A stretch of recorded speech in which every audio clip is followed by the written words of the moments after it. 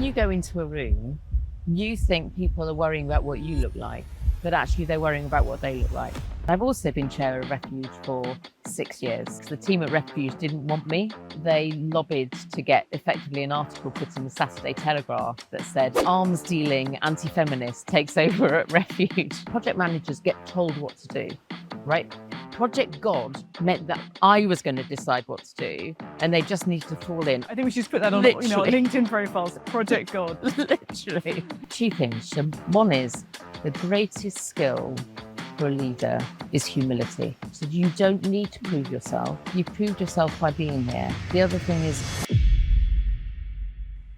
Hi, I'm Hayaatun, and welcome to What We Don't Know, all about better leadership for a chaotic world. And I'm in a very unusual setting, which is the Rainforest Dome here at the Eden Project, because we're doing some recordings as part of the Anthropy conference. We've got a really extraordinary guest today, Hetti Barkworth-Nanton, who has sustained a dual career. On the one hand, in corporate life, and most recently at Ploughshare, which is an organisation that helps take innovations that have come out of the military defence into civil applications, into the world at large.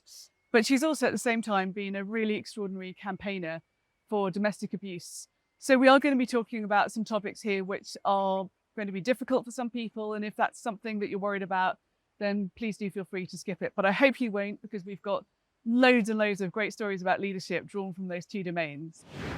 We're going to hear how you can take an alphabetical approach to choosing which company to work for, why Strawberry Field can provide you with one of your best leadership lessons. Yep, you heard that right.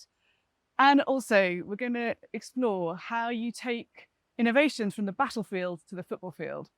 And we're going to have our traditional animal story, but this one is a bit different. It's more emotional. Hetti, welcome.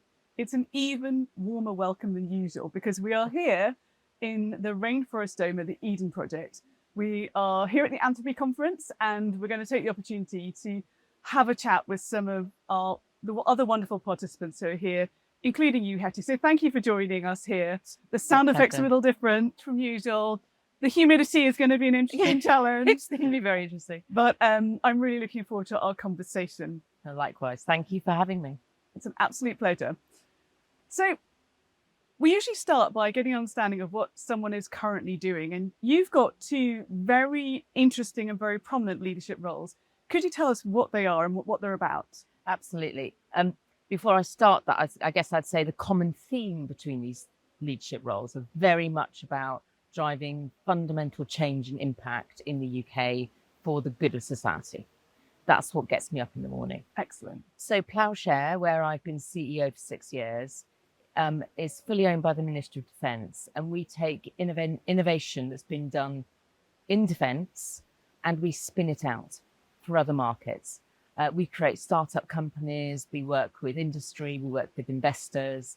But let me give you an example. So we had some work that was done in the Ministry of Defence to create technology to protect uniforms from having chemicals seeping into them. And I'll leave the audience to their imagination around why that's so important. That was then spun out into a company called P2I. And amongst other things, they use that technology on all Samsung phones across the world to protect those phones from liquids that they might get in touch with. So it's just a really simple example of the kind of work that we do. That's fascinating. And I've got loads of questions about your role at Ploughshare, but I'm going to pace myself. So tell us about your other big role. And I'm also the chair of Refuge, the largest specialist provider of domestic abuse services, again in the UK, and they also run the National Domestic Abuse Helpline. And I've also been chair of Refuge for 6 years. I also am the founder of another charity, the Joanna Simpson Foundation, which looks at children affected by domestic abuse. And I also do campaigning for law change around criminal justice and equity. So two really important and very different strands of your career, you say, united by that sense of social purpose. But I think I'd like to start by rewinding and getting a bit of a sense of your upbringing, your family life, and how that has influenced the leader that you've become and the causes that you've chosen to align with. Thank you. And again, I'm a big believer that we cannot be authentic leaders if we don't understand ourselves. Mm-hmm. And it really starts with you and understanding yourself, which for various reasons, I've been forced to do a lot of. So I was brought up in Lincolnshire, a very rural upbringing, in many respects, a very privileged upbringing. I went to the local comprehensive school, so it was really grounded. But, you know, we lived in a big old vicarage with no heating, I have to say, and no carpets. And there's a story on that, actually, I'll tell you in a minute. But so that was sort of my upbringing. You know, I was one of 4 girls. I was number 3. But we were quite feral. I mean, we were country girls, you know, like I used to go riding for a whole day, and there was no way of contact. No one knew where I was. I mean, that was the freedom we had in those days, which was lovely. But I was number 3 of 4 girls. And that meant that from an early stage, I kind of had to fight a bit to be noticed. And I was also considered the really stupid one in the family. Was that your self-perception, or was that something that people told you? A bit of both. I think that I don't know which came first, the chicken or the egg. Yeah. But my sister, just older than me, was incredibly bright at school, and I was incredibly not bright at school. And so I was always compared to her. It's interesting how much of one's identity, as you know, in the family context, is defined by comparison with somebody else. Yeah. Particularly a sibling. Yeah, exactly. And I remember, you know, the school teacher saying to me when we were doing mental arithmetics, which I hated. Yeah. And I'd go up to her and I'd show her, and she'd go, Charlotte would never have done that. Oh, God. I'd never forget. I was probably about 7. Yeah. No age. So there was always that sort of, I had to fight to be noticed. And all of that. But, you know, it was a wonderful upbringing, carefree. And then my father died very suddenly when I was 14 of lung cancer. God. But it was in the days when you didn't tell children that someone was going to die. They didn't prepare them, and there was certainly no therapy afterwards. No. So you were just thrown into a very traumatic death that didn't need to be traumatic. And there's no doubt my childhood ended when I was 14. And I started focusing on looking forward, not backwards, and being very driven and very much needing control. Because when something like that happens, particularly as a child, everything that you see as safe disappears, and something's happened that you have no control over. So I would then went on to go to university by some miracle. Actually, I went to Poly. Let's just name it. I went to Polytechnic to do a high national diploma in business studies. But I managed to get transferred to the degree at the end of the first year, which was great, because I got 2 Ds and an E in my A-levels. I mean, it was just like not worth writing home about, really. In amongst all that, you know, if you like, lack of thriving educational context and, you know, adversity in terms of the emotional journey that you had to navigate as a teenager, did you have self-belief? Did you have a sense that you could still be something even if you didn't know what it would be, what it would look like?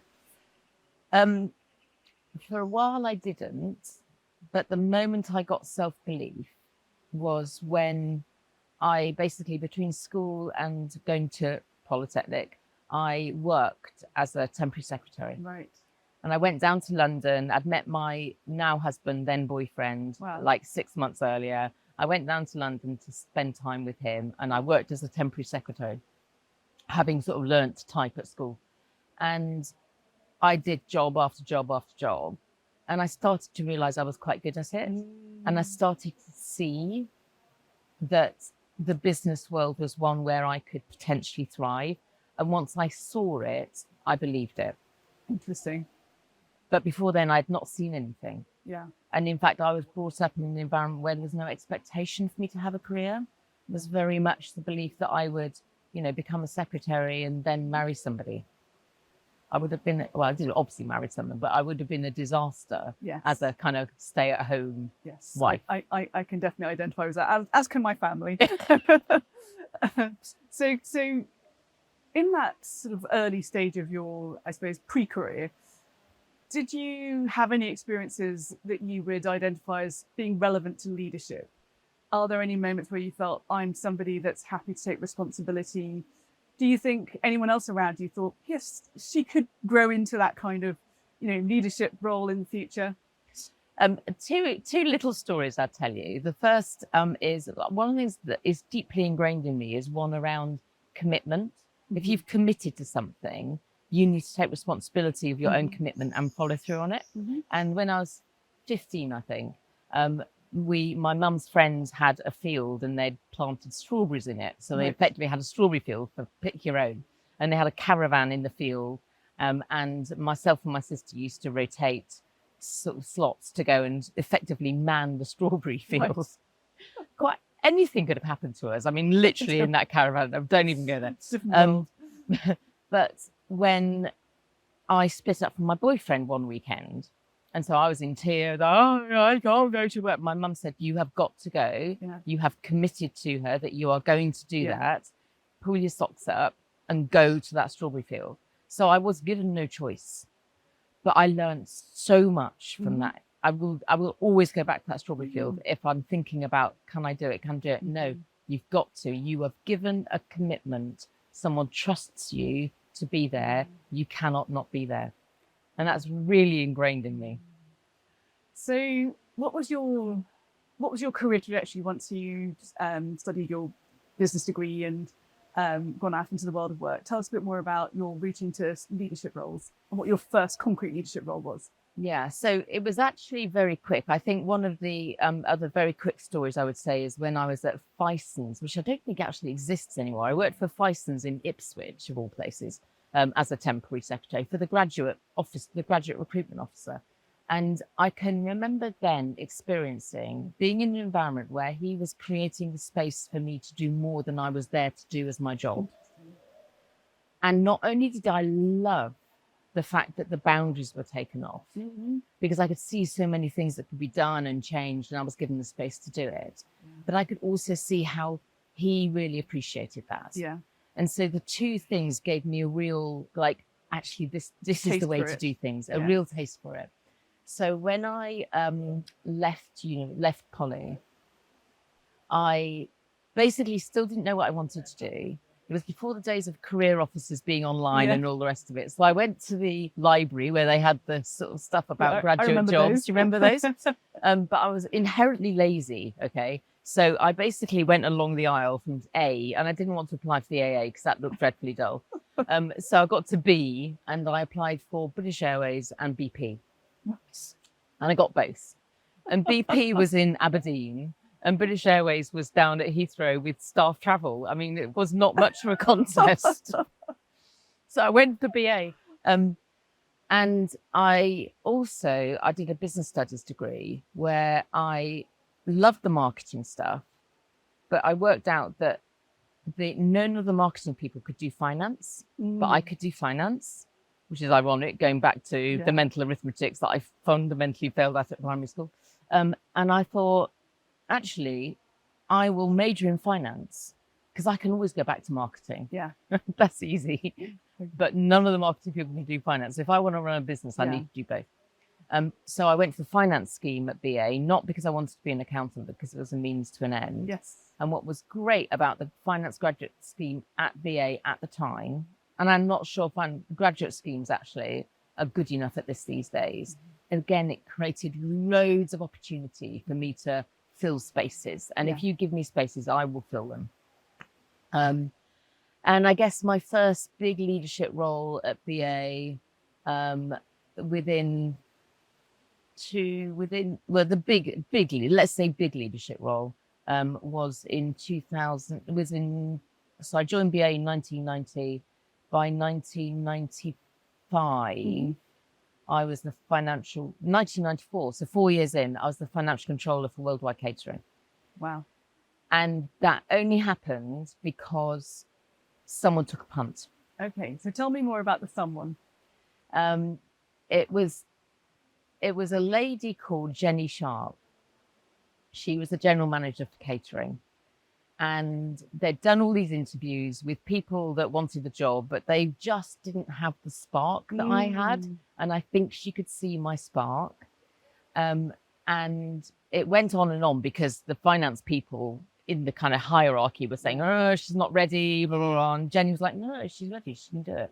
She can do it. And she said she took a punt. And I went to the first meeting because I was then part of the catering leadership team. And I was like, what was I, 27, right? And a company car, that was so cool. All the important things. Beyond cool, all the important things.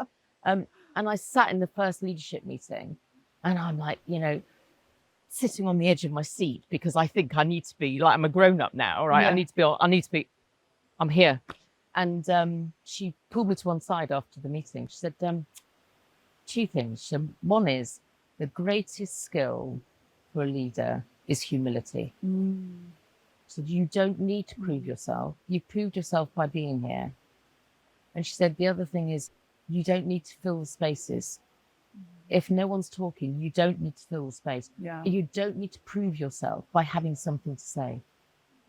And I will never forget that. It's very powerful. I think it can be quite hard to do, particularly as a younger woman in an environment where you're an outlier. Yeah. But when you can do it, and you can do it with quiet authority, it can be amazingly effective. Yeah, it is. Very interesting. It is. So you were a high flyer, literally, at a young age working at BA. What happened next in terms of your career progression?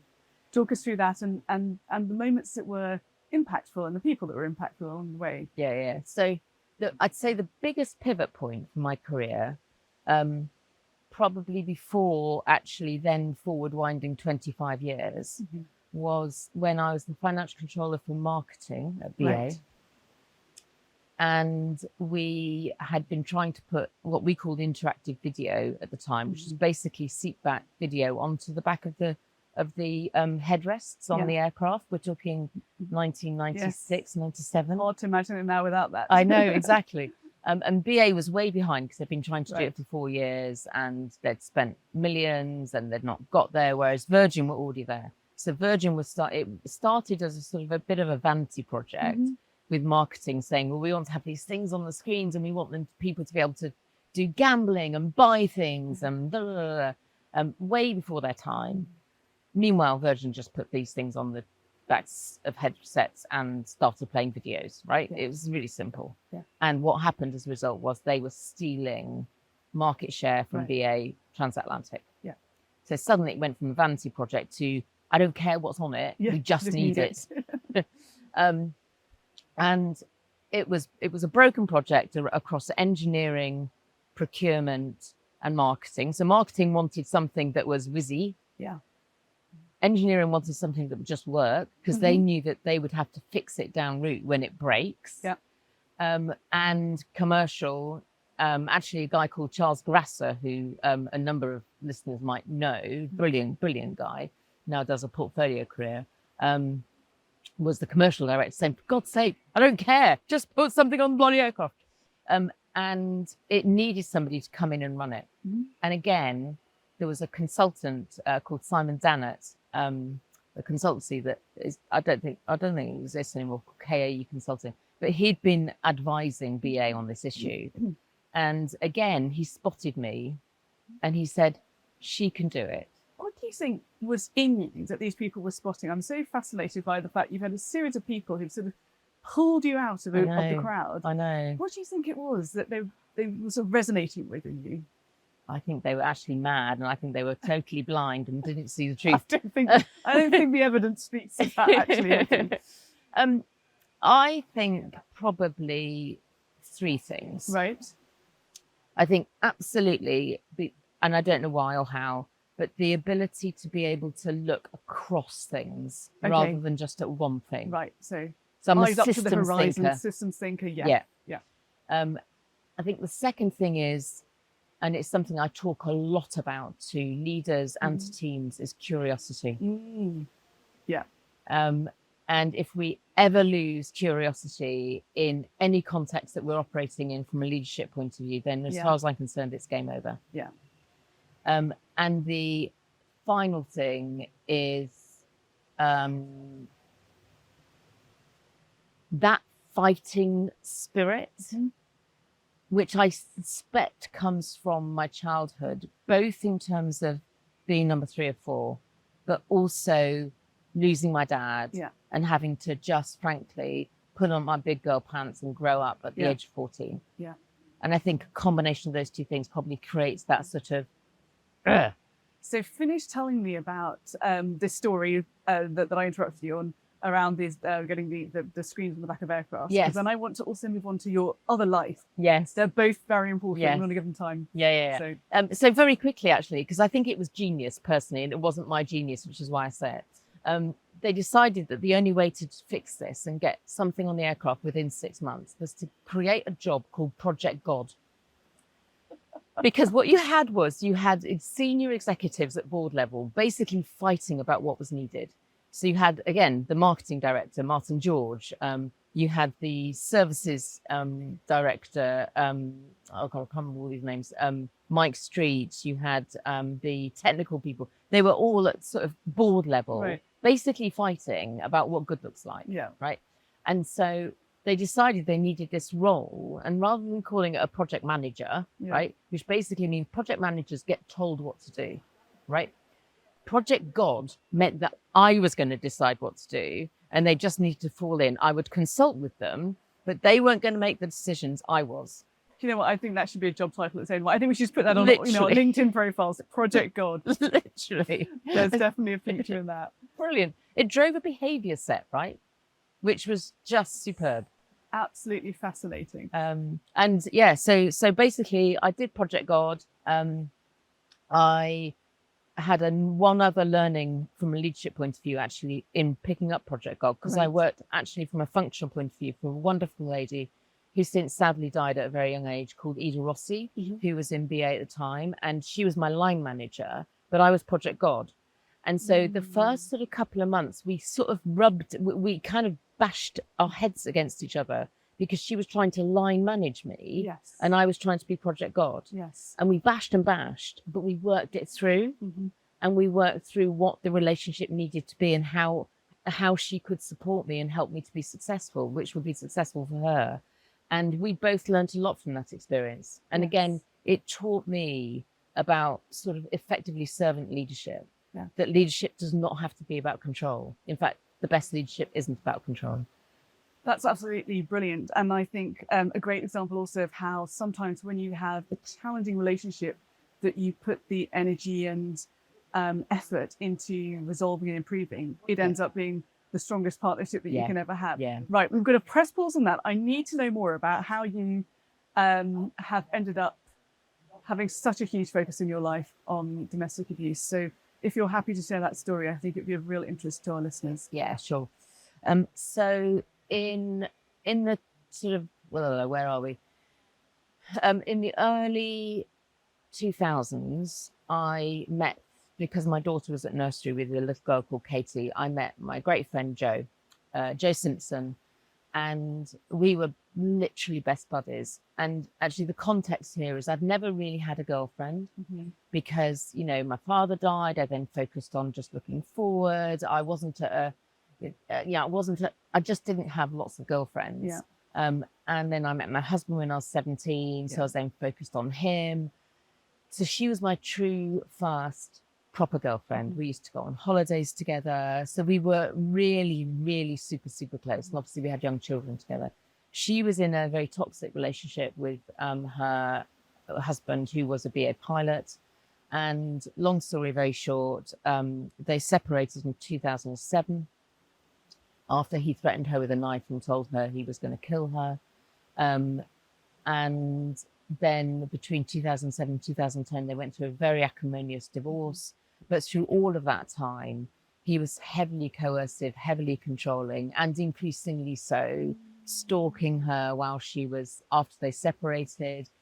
And then a week before their final High Court hearing, I was talking to her actually, and we were talking about the fact that it was her divorce hearing in a week's time and that it was all be over. I'm sure there are many listeners who have supported friends through divorces, and you literally live in their shoes, don't you? And emotionally as well as sort of everything else. And so I was just willing her to get to that final High Court hearing. But he had other ideas. So he dropped the children off after half term. They were 9 and 10. He had a hammer in his child's homework bag. And literally within the hour of me talking to her, he dropped the children off. He bludgeoned her to death. Within earshot of the children, which is devastating. He then put her in the boot of the car, He put the children in the back of the car.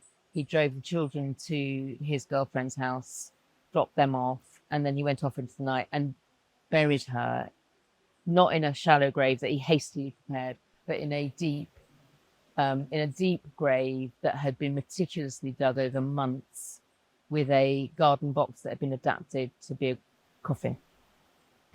Disposed of her body, and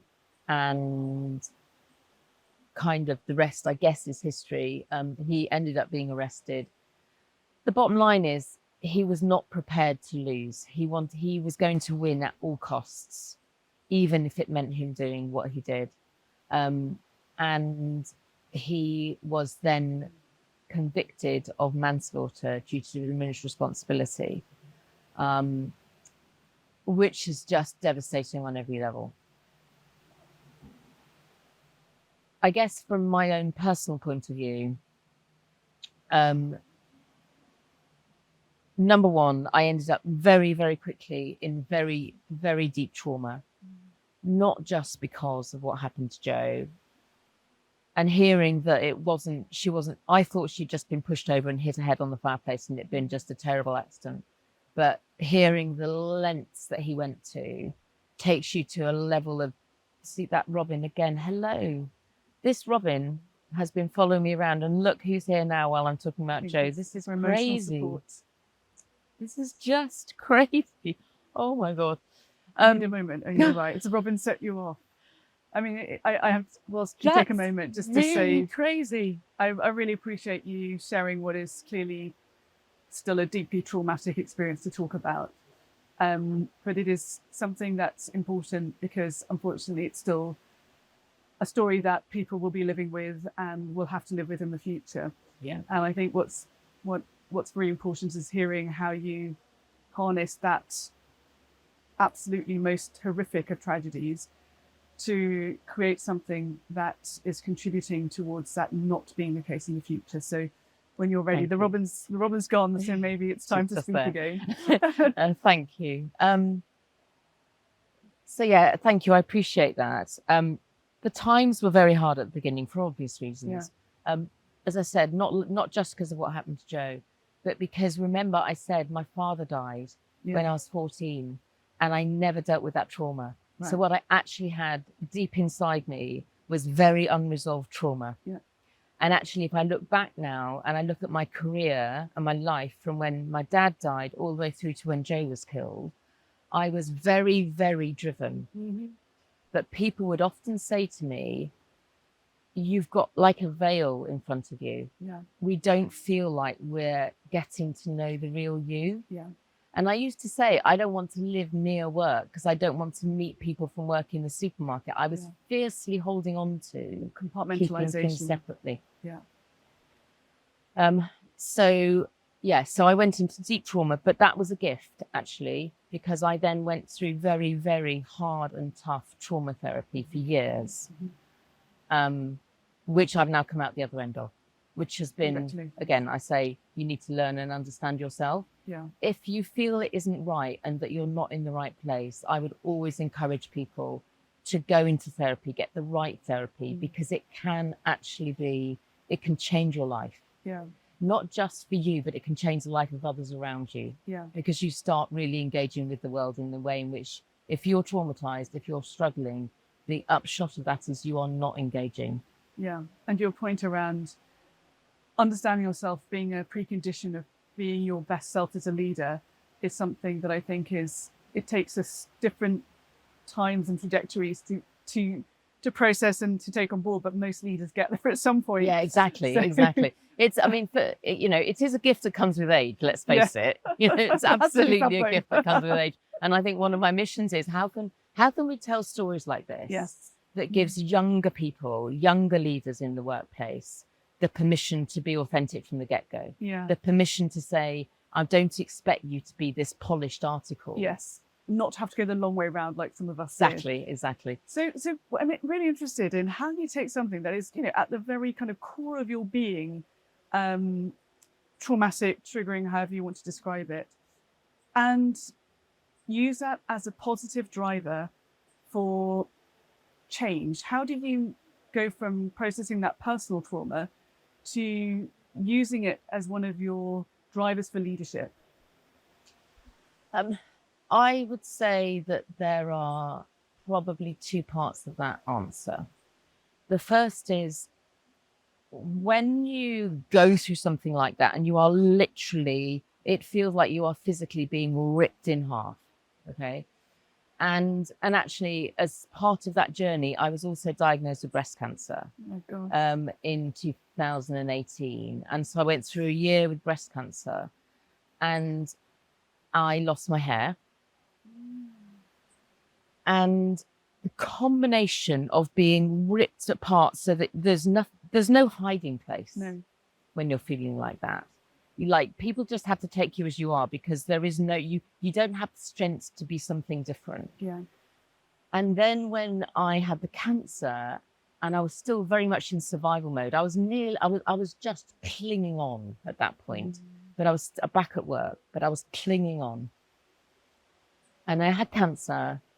And I actually thought when I was diagnosed with the cancer that I thought, this is game over. This is like kind of, finally, this is game over. Okay, Lord, take me, I'm yours. And the second thing I thought was, thank goodness now people are going to know that I'm not well. Interesting.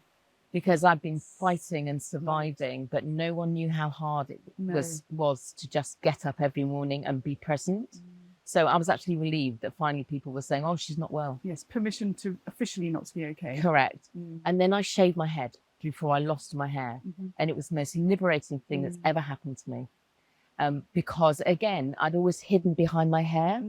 My hair was always my kind of trademark almost. Yeah. And then suddenly I didn't have that. Yeah. It was like, here I am, world. And all of those things piled on top of each other to effectively, I came out the other end of all of that.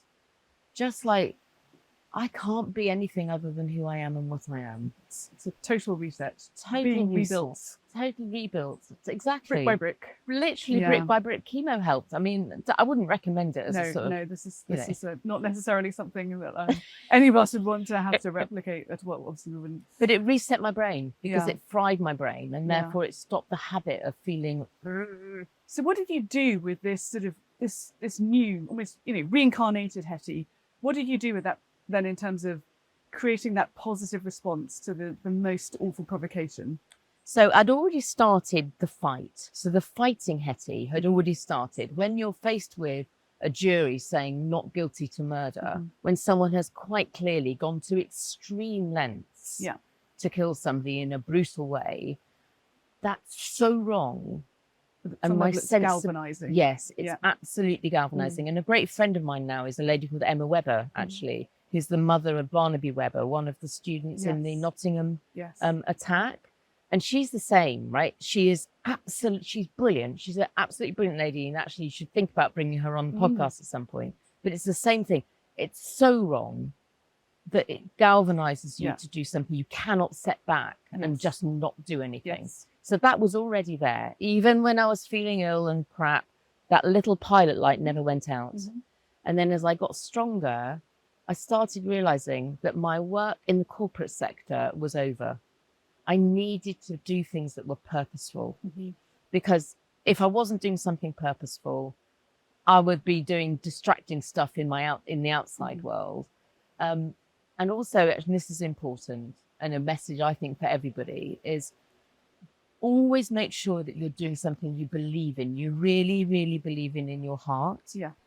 If I had been doing something when Jo was killed if I'd been doing what I'm doing now when Jo was killed, I don't think I would have fallen as far and as hard, because I wasn't doing something that's singing to my heart. Yes, it's energy generating, isn't it? Exactly. It's a generative type of busyness when you really, really love the purpose behind what you're doing every day. And the reality is, yes, what we went through was extreme, but we all have our crosses to bear. We all go through things. And I would never compare one thing to another. Therefore, set yourself up in life and in a career that you believe in, and then you'll be much more resilient. So you set up the Joanna Simpson Foundation, and you became a strong advocate for a better societal level response to the hidden scourge, often of domestic abuse, domestic violence. but you also changed your professional direction in terms of your chief executive role. Yeah. So tell us about why Ploughshare and what that means to you to be working in a role. Well, you explain it. I was going to paraphrase, but it's better that you explain why it's important and why it speaks to your purpose. So I came back after cancer, and number one, I just didn't feel like I was treated with empathy and with the kind of values I believe in when I had cancer by the company that I was working for, which distressed me. And I, said I'd kind of come out of the surviving mode. My brain was starting to work again, and I was starting to realize it's not good enough. Mm-hmm. It's not okay the way we treat our people in organizations. And I've got a lot more to give. And so I said, I need to leave. So I decided to leave the corporate world. But at the same time, thank goodness, because otherwise I'd be broke, along came Ploughshare. It was, again, I didn't go looking for it. I didn't even know the world existed of what we do at Ploughshare. But I got a phone call, and I immediately said, well, I don't think that's me. And I kind of thought about it every week and thought, well, that could be me. That sounds really fun. And so I called them back, and it wasn't paying a massive amount of money, but I just felt like that could resonate. So I just went for it. And why did I think it could resonate? Because it brought together many of the aspects of what I'd been doing in my career, but in a really fun way, right? So number one, it was CEO of a business. Yes, a small business, but a great opportunity, frankly, for me to put my money where my mouth is. It's one thing to sit in a big company and say they're all crap and they treat their people really badly and blah, blah, blah. Well, put your money where your mouth is and run a business and see what happens, right? So great opportunity. The second is, I've been doing transformation for years at this point. Yeah. And what I'd realized was transformation is innovation. Yeah. It's just got a different word. Yeah. It's about that curiosity. It's about that creativity. And here's a job where you're spending every single day doing creativity and curiosity. What's not to love about that? And then I guess finally it was, I think those were probably the final one is, in order to be successful, Ploughshare needed to work in much wider ecosystems. Yeah. And also engage very effectively with the Ministry of Defence, which is, by the way, a large organisation with big silos that need you to look across. Yeah. So actually, I realised that I actually had quite a lot of the skills to make it happen. I see there's such a good lesson there, which is it's sometimes quite hard to imagine what your right next step could be when all you know is I'm done with this chapter. Yeah. And sometimes you have to create it, but sometimes it's actually just about learning how to abstract the stuff that you're good at. Yes. And then think about other places where that could be useful. Yeah. But the world of technology and defence and security has changed so much, even in the time you've been at Ploughshare. So, it used to be that it was a sort of quite specialist thing to be interested in. And now I think nobody would argue with the idea that technology is probably the key determinant of your security and sovereignty as a nation or as a company. Yeah. How has that changed your world? It has definitely changed the world, in as much as when I joined 6 years ago, it was, as you say, quite niche, and people weren't really interested. Yeah. Right. And everything was a battle. Now I go back to, by this time, I know how to affect change. I've got big ideas. I'm curious. I want to make change. And me battling against the MOD, you can imagine that wasn't necessarily a kind of a match made in heaven, shall we say. And there were times when I just thought this is just not worth it. But it was all about delivering impact. And so I could see, I wanted to make a difference to the world. I could see that I could make a difference to the world. I'd already seen that I was making a difference to the world. So why can I not do it in my professional career? So I went about changing Ploughshare radically, from a diversity and inclusion point of view, from a purpose point of view, from a size point of view. We are not the organisation we were when I joined 6 years ago, which is another story we haven't got time for. But I think the important thing, to your point, is it's all changed now. And suddenly I am being given the space to fill. Remember I said way back, space to fill. I'm really good at filling spaces if you give me to them. Yeah. Give them to me.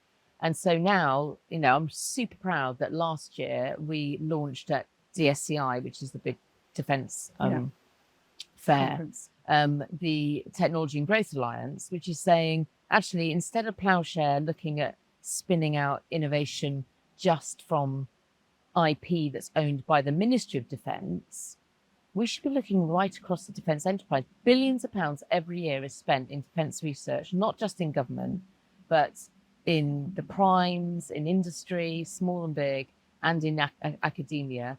And we have a duty as a country to make sure that that technology is being adopted as widely as possible to deliver against the growth agenda and to help society and the environment. And so we created the alliance. So we're now going big, and I love it. It's very exciting to talk about that. And of course, one of the challenges the UK has is that, we are universally agreed to be brilliant at breakthrough technology, being there at the birthplace of technologies that go on to prove to be, disruptive at a societal level, but we're not always the best at capturing the value from that. Yeah. So what can we learn from your journey at Ploughshare that would help us in the UK to be economic beneficiaries, social beneficiaries of insights and progress in research and innovation that happens here? Well, that's a good question. So I think we have the opportunity, and I think now is the opportunity, to look again at a whole system approach at how we take research into impact in this country. There's a lot of conversation going on. There's people looking at what do we need by way of investment, and for sure we need access to more private capital. We absolutely need access to pension. There's £3 trillion pounds sitting in pension funds in the UK that are grossly underutilized in terms of facilitating and enabling that growth. But I do think that we have a suboptimal system of taking research from academia, from research places, including academia, to impact. Every university has got its own tech transfer office. No tech transfer office can be an expert in everything. Why on earth aren't we saying, right, we're going to have 5 tech transfer offices across the UK that each specializes in a particular thing? And that way, if there's brilliant innovation and research in universities around, I don't know, biotech, there's one place they go. You create a massive community that goes from transfer to seed to scale, and everything you need in terms of talent, capital, everything, all in one place, in one ecosystem. Surely that would be more efficient and effective. So I think we've got the opportunity to take some much bigger, bolder steps if we choose. Do you have a favorite example of where we've done that successfully? Okay. How about this? Do you have a favorite commercialization journey that you've been on at Ploughshare? Is a particular technology that you are proud that you helped get out into the world for civil applications? That I have personally been involved in. Ploughshare. For Ploughshare. So actually the one I would use is quite a defence one, but I am actually super proud of it, which is a company called Sentinel, Photonics. They do laser detection and protection. So effectively, in the battlefield, if a tank is going to be blown up, it will be the enemy will use a laser to point at the tank, and then they will use use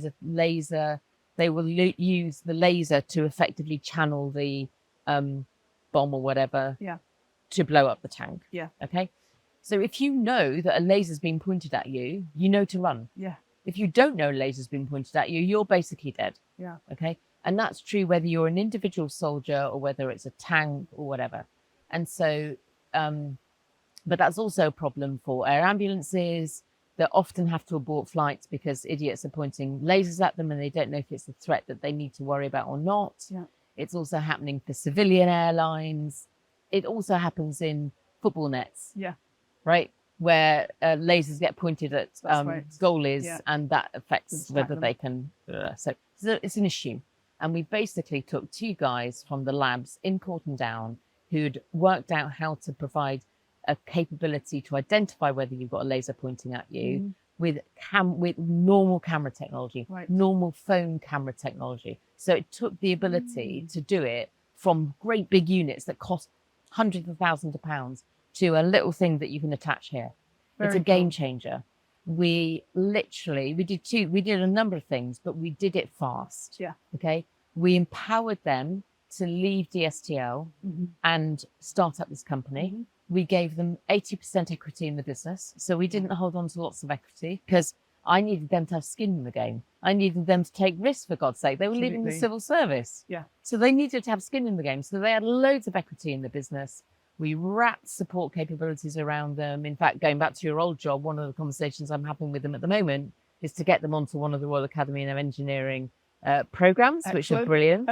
And we've, they have gone from strength to strength to strength to strength. And I'm super proud both of what we were able to do for them, but also how they really embraced it. So very, very good illustration, actually, of also the fact that this is not about high technology necessarily, but about making smart technology affordable and easy to implement. Yeah. So I'm going to just quickly throw in a few more questions before we move to our closing quickfire round.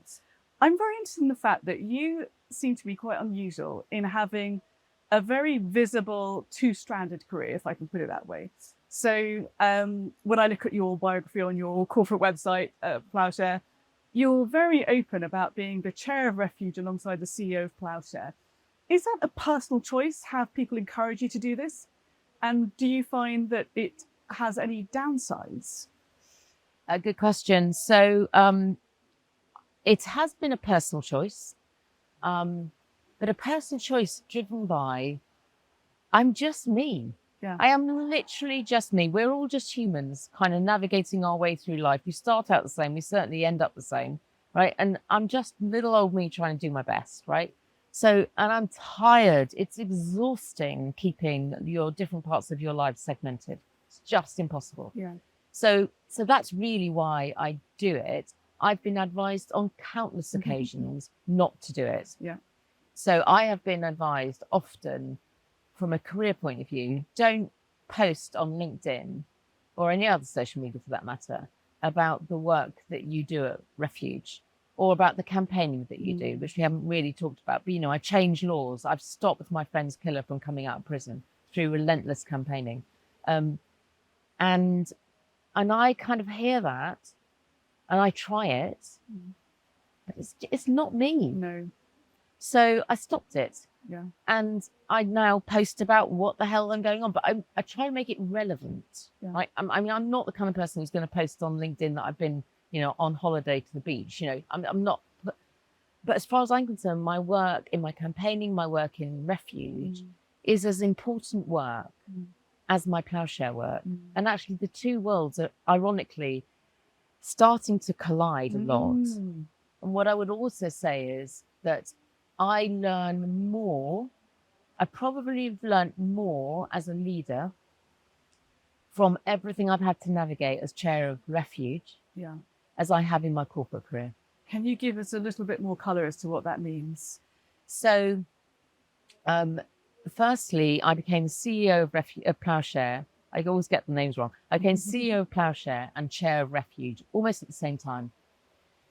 And there is a funny story there because the team at Refuge didn't want me. So they lobbied to get effectively an article put in the Saturday Telegraph that said, arms dealing anti-feminist takes over at Refuge, which was my first foray with the press, actually. Right. And I had a great person on the board of Refuge who said, just don't react, don't say anything, don't do anything. It will become fodder. You don't need to worry about it. And now I laugh about it, right? But it was just a really just example. So let me give you an example. So through all of that, I've had to be very resilient because I had a lot of challenges about not doing the job at all. But there are certain decisions that we've had to make at Ploughshare, which have, see, I'm doing it again. There are certain decisions as a board that we've had to make at Refuge that have been very difficult. And it's particularly difficult in the charity sector because you're dealing with values, you're dealing with really deeply grained values of what people think and believe. But I have to manage all of that, both in terms of members of the board and in terms of the executive, and make sure ultimately we're making the right decision for Refuge. And there was a particularly difficult decision that we had to make around gender, actually, and gender inclusivity.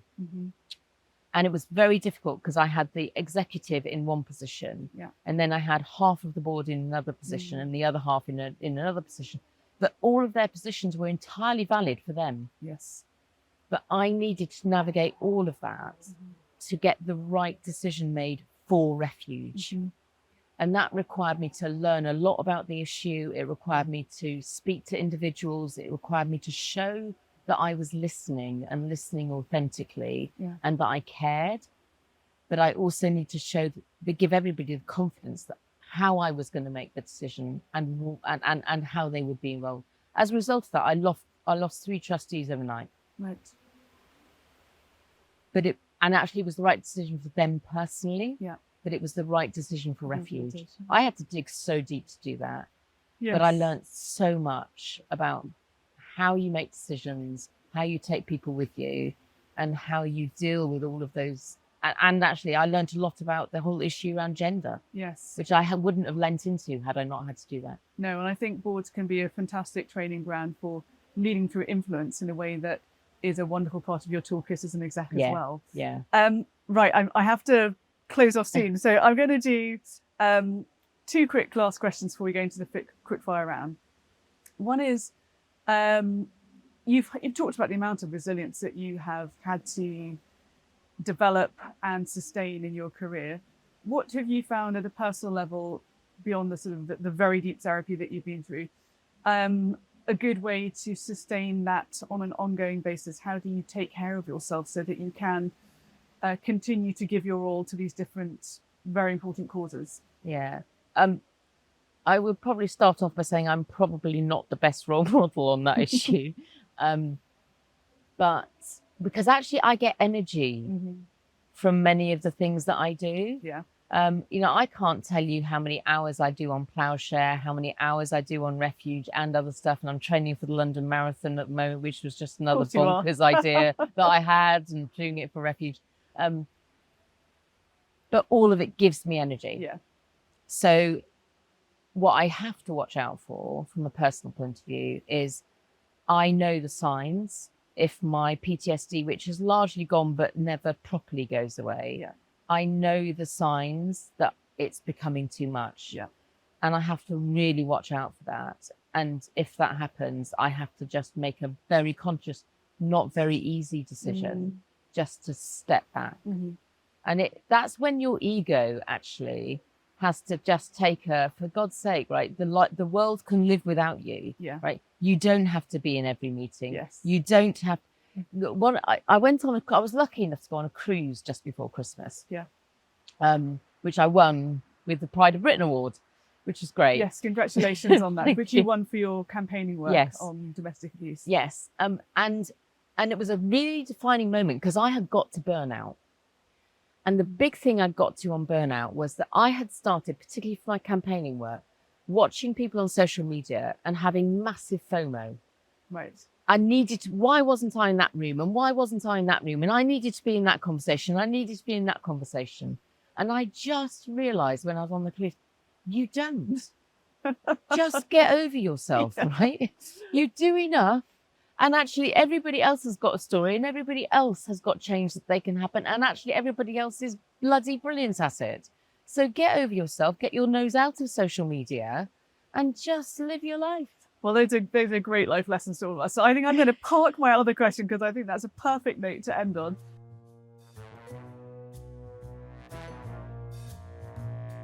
I'm going to do some quickfire questions now, Hetti. So I'm looking for a word, a sentence, maximum 2, and I'm going to be tough on this. So what do you like to do to decompress after a tough day at the office? I go for a dog walk. Dog walk. Can you share any embarrassing moments you've had as a leader? Oh, God, there's so many. I don't know. Can I come back to that? Yes, you can. Is there a favourite quote or phrase that you find yourself using a lot or liking to share with other people? Yes. If it doesn't feel right, it probably isn't. And don't wait around for someone else to do something about it. Just do something about it. Love it. What's been a good source of learning in your life about leadership that might not be obvious? It's sort of not been taught in a course or something. I would say it is twofold. One is that one that Jenny Sharp said right in the early days is humility is the biggest skill you can have as a leader. Beautiful. What do you hope people say about your leadership when you're not in the room? I hope that they say that she cares, and that she cares on every level, that she cares.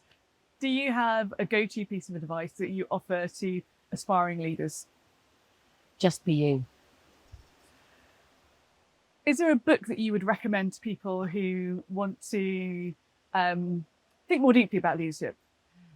No, because I'm actually not a big reader. I think I may be slightly something or other on the spectrum, but I'm not a big reader. So no is the answer. Listen to podcasts. Listen to this podcast. That's the answer. Even better. Who needs books? What was your most embarrassing moment as a leader? My most embarrassing moment as a leader, I have had many, is probably the one where the article ended up in the Saturday Telegraph saying that I was an anti-feminist and a warmonger, which resulted in me actually having to have a meeting with all of our celebrity ambassadors at Refuge and basically explain myself, which I won't quote people, I won't name people, but it was probably the most cringe-worthy moment of my career. I think Project God and Warmonger are quite interesting job titles between them. Last question. So this podcast is called What We Don't Know. So what do you know now that you wish you'd learned earlier as a leader? I'll say, actually, the biggest thing I've learned now is that when you go into a room, you think people are worrying about what you look like, but actually they're worrying about what they look like. It's such a strong note to end on. And so many of us could do with just being on repeat in our heads forever, probably. Hetti, you've been amazing. You've shared so openly and generously. We really appreciate that. And thank you for all you continue to do on these really important issues. It's been a joy to get to know you. No, likewise. Thank you so much. And finally, we get to talk properly. Next time I'll wear my leather jacket. Wow, that was a really intense conversation, but very uplifting one, actually.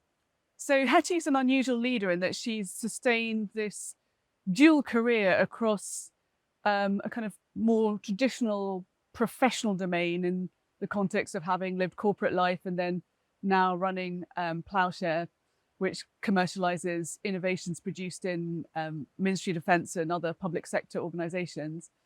But she has done that alongside very visibly also being a champion, a campaigner, a leader in the response to domestic abuse. And I found it so interesting the way she was able to hold those two spaces in her world, in her professional domain simultaneously. Lots of us, I think, find that intimidating or feel that maybe it's not considered the done thing to be so forward about what motivates us personally outside the professional domain when we're in a workplace context. And she had some really, really great insights to share. I mean, I thought that the story she told us about her early career, where she was repeatedly spotted by more senior leaders as having a spark, people who could see that spark. So many of us who managed to make it into leadership roles will be able to tell you a corollary of that. The people who do the spark spotting are the ones who often are enablers of talent reaching the top table. I loved her emphasis on systems thinking and filling spaces. That thing of when you get an opportunity, use it to the full.